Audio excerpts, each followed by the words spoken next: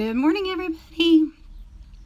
Whatever's in the air here, I seem to have a little bit of a tickle, so pardon my coughing a little bit this morning. I am coming to you live from Jerome, Arizona, probably one of the most beautiful places I've ever been. I absolutely love it here. As I told you on Monday, my husband got me this really wonderful retreat so that I can work on reading my book all the way through. As a matter of fact, I've got it here in my little folder. I am reading it from start to finish, and I'm starting to make all of my edits. And so my husband sweetly got me a week in my favorite place in the whole wide world. And I love it so much here because of the view. I've tried to set myself up a little bit to where you can see some of the view, but what you don't see is what's out this way, which is kind of hazy this morning and hard with the way the sun is right now. But it's this beautiful rim that's right on the other side of the Red Rocks of Arizona, and so this rim has these horizontal lines almost painted on them. It's really the most beautiful, serene views, and I love to just sit on the porch and stare at it as the light changes throughout the day. It's absolutely beautiful. And I realized yesterday I had been trying trying and failing to capture the view with my camera. All day long I took pictures, and every time I would look and think, oh, it's gorgeous, I must take a picture right now, I would look down at my phone at the picture I just took, and it paled in comparison to what I had just seen. It didn't even come close to doing it justice. And what I realized was that I was wasting a whole lot of time behind the camera and not actually experiencing what I was looking at. I had this aha moment in my soul, which reminded me how many times have I struggled to try to capture a view, a moment, my kids' basketball games, all of those things, but I wasn't really experiencing it. I was worried about capturing it, but I failed to really experience it to the full.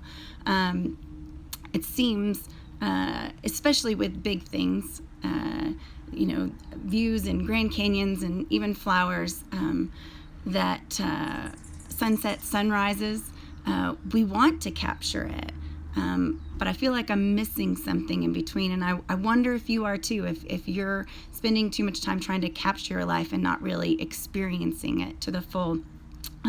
One of Francis's books, and I forgot to totally introduce myself in the beginning. I'm still new to this live thing, so let me remind you again who I am. My name is Carrie Wilt, and I am the me, and FHB in me.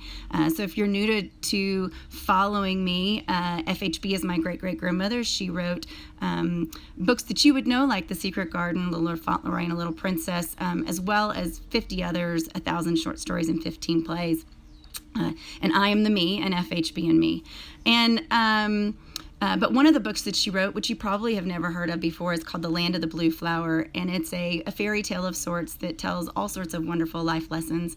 If you get a chance, you can get the audio book or the regular book. I think the regular book may even be free on iTunes. But it's a great story, and in there's a quote where it talks about the sunrise. And this morning, I actually, you can go on my personal Instagram, and I think I shared it on the stories here as well.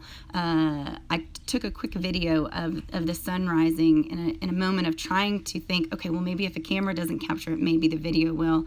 And I know that it still didn't. It was still way more beautiful in person than it was. But anyways, the whole point is, in The Land of the Blue Flower, she wrote these words. She wrote, "The sun is going to rise and wake the world, said the Ancient One. Young king, watch the wonder of it." And then she goes on to say in the next paragraph, the Ancient One says, "And there are many who have forgotten the wonder of it." I love that word, wonder.